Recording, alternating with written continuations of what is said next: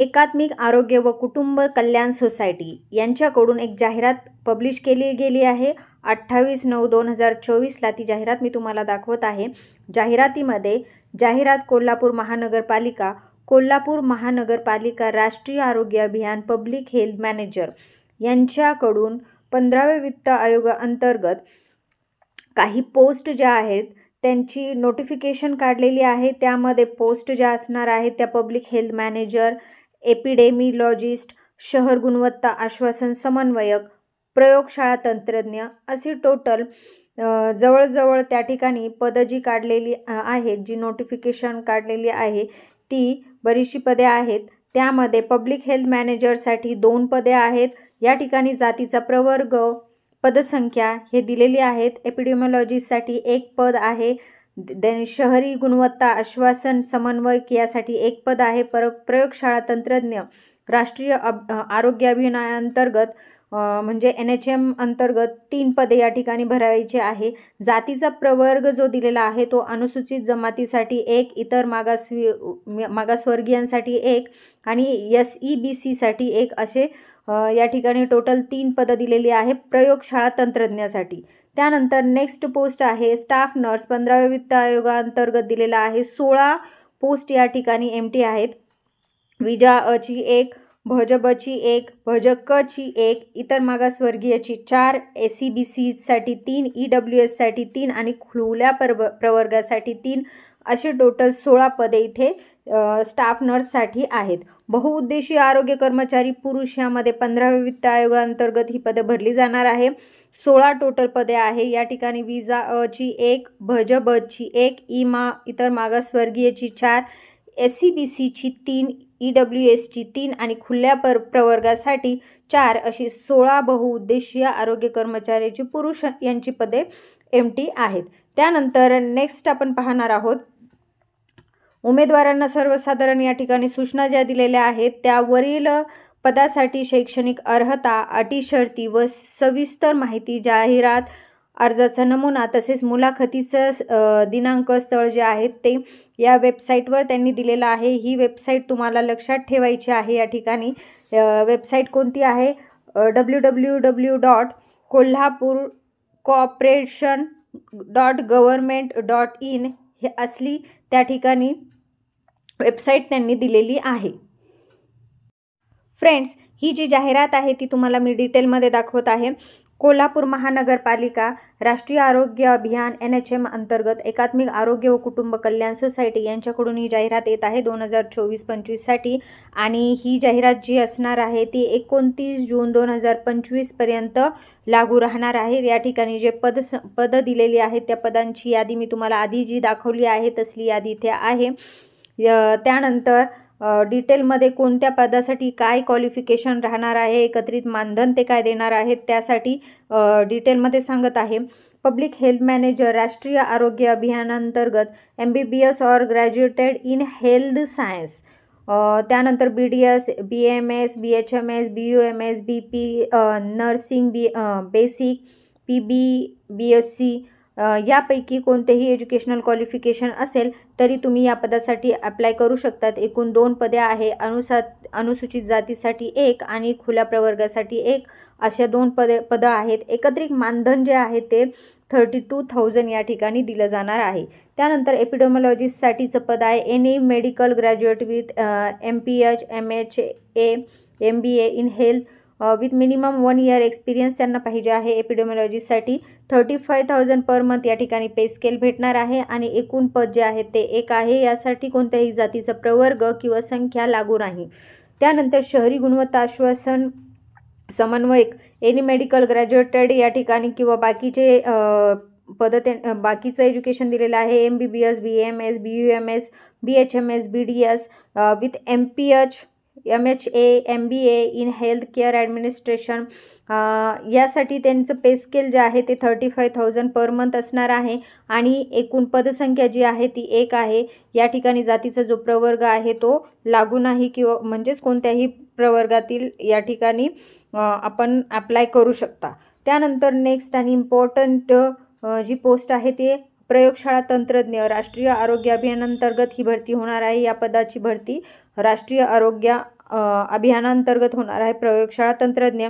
यासाठी educational qualification खूप minimum त्यांनी दिलेलं आहे 12th अँड DMLT फक्त या ठिकाणी त्यांना पाहिजे आहे।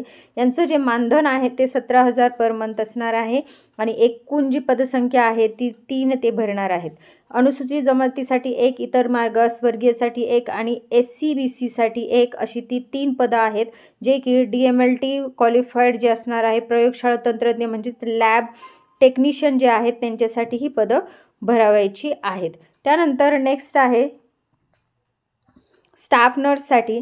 स्टाफ नर्ससाठी 15व्या वित्त आयोगाअंतर्गत स्टाफ नर्सची पदं ते भरत आहे। खुल्या करिता 18 ते 38 म्हणजे या ठिकाणी ही जे वय मर्यादा दिलेली आहे ही सगळ्या पदांसाठी सेम लागू असणार आहे। 18 ते 38 वर्ष व इतर संवर्गातील 18 ते 43 इतकी वर्ष या ठिकाणी एज लिमिट असणार आहे। आणि स्टाफ नर्ससाठी जे एज्युकेशनल क्वालिफिकेशन आहे ते GNM BSc nursing, Maharashtra nursing council registration आणि रिन्युएशन सर्टिफिकेट कंपल्सरी असणार आहे। स्टाफ नर्ससाठी जे मानधन आहे ते एकत्रित मानधन 20,000 आहे। 16 पदं या ठिकाणी रिकामी आहेत।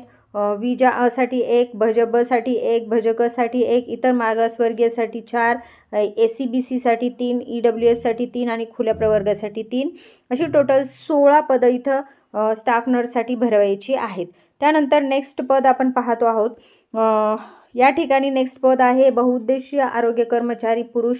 15व्या वित्त आयोगाअंतर्गत हे पद भरायचं आहे।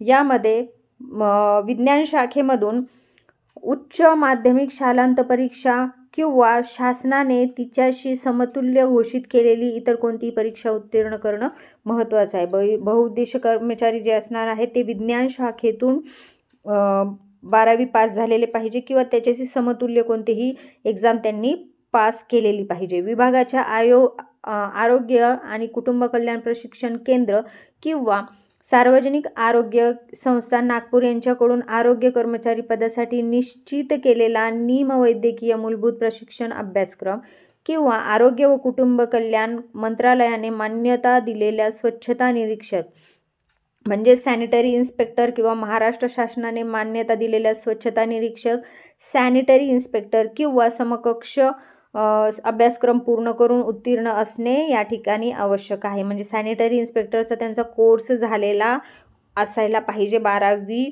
विज्ञान शाखेतून झालेली असायला पाहिजे किंवा समतुल्य तो कोर्स त्यांनी केलेला पाहिजे। या ठिकाणी त्यांना मानधन जे देण्यात येणार आहे ते 18,000 पर मंथ आहे। 16 या ठिकाणी पदसंख्या रिक्त आहेत। विजासाठी 1, भजबसाठी 1, इतर मागासवर्गीयसाठी 4, SC BC साठी 3, EWS साठी 3 आणि खुल्या प्रवर्गासाठी 4 अशी टोटल 16 पदे या ठिकाणी भरली जाणार आहेत। आता नेक्स्ट आपण जातो आहोत महत्त्वाच्या सूचनांकडे। महत्त्वाच्या सूचनांमध्ये निवड झालेल्या उमेदवारांना 29/6/2000 पर्यंतच्या कालावधीसाठी नेमणूक दिली जाणार आहे। हे जे पद आहे ते कॉन्ट्रॅक्च्युअल बेसचं आहे। सदर पदावर त्यांचा काही हक्क राहणार नाही वगैरे त्यांनी या ठिकाणी दिलेला आहे। जर तुमची नियुक्ती होत आहे तर तुम्हाला 100 रुपयाच्या स्टॅम्प पेपरवर लिहून नोटरी करून द्यावे लागणार आहे। करारपत्र हे या ठिकाणी त्याच्या अधीन तुम्ही त्यांच्या सर्व्हिसमध्ये असणार आहात।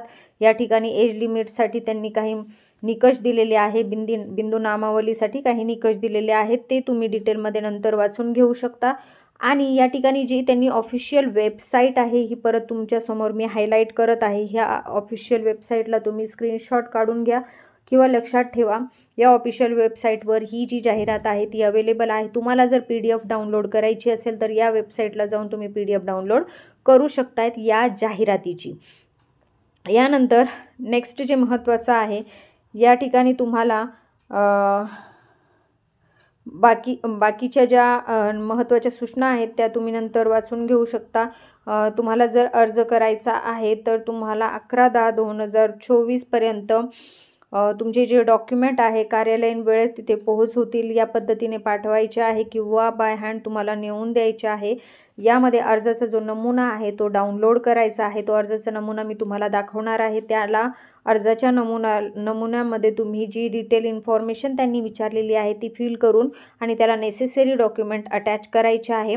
आणि या ठिकाणी हा जो ॲड्रेस त्यांनी दिलेला आहे माननीय आयुक्त कोल्हापूर महानगरपालिका यांचे नावे ब्युरो कार्यालय मुख्य इमारत भाऊसिंगजी रोड C वार्ड कोल्हापूर या पत्त्यावर तुम्हाला 11/10/2000 पर्यंत या पद्धतीने हे डॉक्युमेंट सेंड करायचे आहेत। तर तुम्हाला अजून